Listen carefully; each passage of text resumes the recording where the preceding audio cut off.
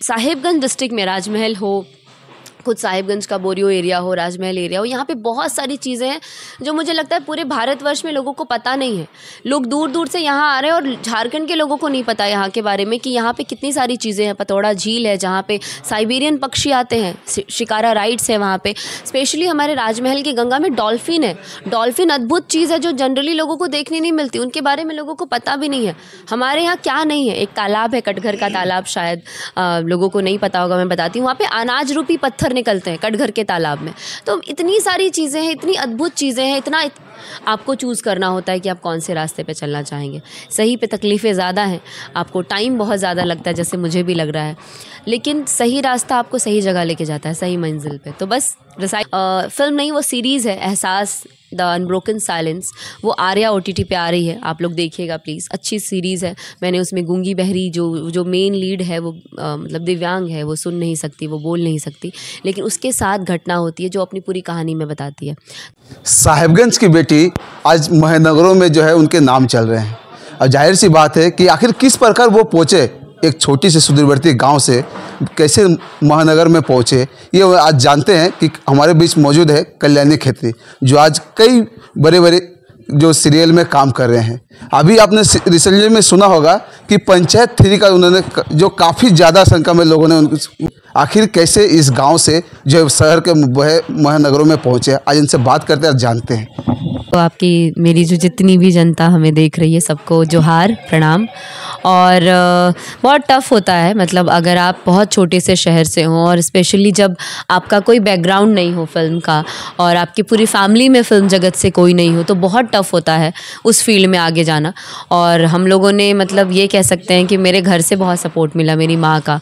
और मेरा ये मानना है कि देखिए, अगर आपने सोच लिया है ना कि आपको आगे बढ़ना है और आप सोच रखा है आपने कि मुझे इस फील्ड में जाना है या किसी और फील्ड में जाना है, अगर आपने ठान लिया, और कहते हैं ना दृढ़ निश्चय, जिसको इच्छा शक्ति बोलते हैं, अगर वो आपके अंदर है ना, तो फिर आप कुछ भी कर सकते हैं। और मेरे अंदर शायद मुझे लगता है भगवान के आशीर्वाद से यही बहुत है कि मुझे कॉन्फिडेंस है कि मेरे अंदर अगर कुछ है तो मुझे अगर मौका मिलेगा तो मैं अच्छा कर सकती हूँ।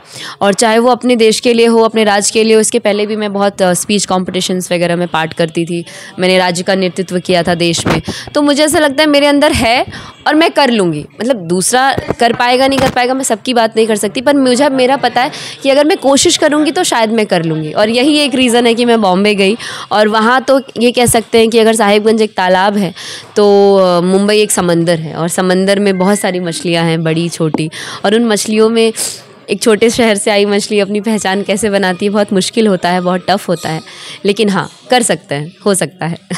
आखिर ऐसा ख्याल कैसे आया मैडम आपके मन में? आखिर आपने सोचा कैसे कि हम ये छोटी सी जगह, एक सुदूरवर्ती गांव साहिबगंज से हम जो है राज्य के राजधानी ही नहीं बल्कि जो देश के महानगरों में आपने पहुँचे शुमार? मैंने जैसे कहा ना कि सोचा था बस कि करना है। मतलब मुझे नहीं पता रास्ता क्या होगा, कैसे जाना है, क्या करना है, मुझे कुछ नहीं पता था। बस मेरी मम्मी को, मैंने मेरा MA 2019 में साहिबगंज कॉलेज से कंप्लीट हुआ। मैंने कहा मुझे मुंबई जाना है, तो उन्होंने कहा अचानक क्यों, मतलब क्या है? मैंने कहा मेरा बहुत टाइम से प्लान कर रही हूँ, पर कोई रास्ता नहीं मिल रहा था, अब ऐसे नहीं समझ में आ रहा है, मुझे जाना है। तो मेरी माँ मेरी बहुत बड़ी सपोर्टर है। उन्होंने कहा ठीक है, तुमको जाना है ना, उन्होंने कभी मुझे किसी चीज़ के लिए नहीं रोका, तुमको जाना है, तुमने डिसाइड किया है कि तुमको जाना है तो चलो। और मेरे फादर हैं नहीं, आई वॉज 11 ईयर जब पापा की डेथ हुई। तो मेरी मम्मी का ऐसा था कि ठीक है, जब तुम स्ट्रगल कर रही हो तो मैं भी तुम्हारे साथ चलती हूँ। और वो दिन मुझे आज भी याद है, 1-2 दिन मुझे खाना वाना छोड़ना पड़ा था मम्मी को बनाने के लिए, और मम्मी मान गई, और फाइनली हम बॉम्बे गए। वहाँ मेरे एक दूर के मामा जी रहते हैं, उनके घर पर हम 1-2 दिन रुके, और वहाँ से मेरा स्ट्रगल स्टार्ट हुआ कि हमने कैसे रूम ढूंढा, फिर हम कैसे रूम में शिफ्ट हुए। और भगवान के आशीर्वाद से मुझे लगता है मुझे धीरे धीरे रास्ते मिलते गए। और मैंने इससे पहले भी बहुत सारे, चूँकि मतलब मैं साउथ कोरिया जा चुकी हूँ इंटरनेशनल यूथ एक्सचेंज प्रोग्राम के लिए 2015 में, तो बहुत सारे लोगों को सुना है। और आई थिंक मुझे लगता है ये जो समझ थी कि मुझे कौन सा रास्ता लेना है, 2 रास्ते होते हैं, सही गलत, आपको चूज़ करना होता है कि आप कौन से रास्ते पे चलना चाहेंगे। सही पे तकलीफ़ें ज़्यादा हैं, आपको टाइम बहुत ज़्यादा लगता है, जैसे मुझे भी लग रहा है, लेकिन सही रास्ता आपको सही जगह लेके जाता है, सही मंजिल पे। तो बस डिसाइड किया और निकल गई। मैडम, पहला जो आपका जो इस रोल में आया और एक्ट्रेस में पहला आपने कौन सा रोल निभाया और कौन सा? सबसे पहले मुझे एक शो मिला था, that is called Radha Krishna, star Bharat पे आता था, और तभी मैं बहुत नई गई थी 2019 में, और ये शो तभी स्टार्ट हुआ था। वो शो मैंने किया। उसके बाद मुझे सोनी TV का एक शो मिला, सीरियल आता था लेडी स्पेशल, जो केबीसी कौन बनेगा करोड़पति स्टार्ट होने से पहले वही सीरियल चलता था। लेडी स्पेशल में मैं कल्याणी का ही किरदार प्ले करती थी और बहुत अच्छा सीरियल था। उसके बाद एक और शो मिला मुझे जिसका नाम था भीमराव अम्बेडकर, जो NTV पे आता था, उसमें मैंने रेणुका का कैरेक्टर प्ले किया। इस तरह करते करते फिर एक फ़िल्म की मैंने 2020 में, जब कोविड में चीज़ें गड़बड़ हो गई थोड़ी सी, पूरा देश ही एक्चुअली उससे प्रताड़ित था, बट हाँ उसके टाइम मैंने एक फ़िल्म की प्रेमातुर, हिंदी फिल्म, वो काफ़ी हिट रही। उसके बाद धीरे धीरे वेब सीरीज़ और फिल्में करने लगी। अब लास्ट अभी आपने पंचायत देखी होगी, काफ़ी एड्स किए मैंने। अभी एक और फिल्म मेरी, फिल्म नहीं वो सीरीज़ है, एहसास द अनब्रोकन साइलेंस, वो आर्या OTT पे आ रही है, आप लोग देखिएगा प्लीज़, अच्छी सीरीज़ है। मैंने उसमें गूंगी बहरी जो मेन लीड है वो मतलब दिव्यांग है, वो सुन नहीं सकती, वो बोल नहीं सकती, लेकिन उसके साथ घटना होती है जो अपनी पूरी कहानी में बताती है। तो ये सारी चीज़ें चल रही हैं।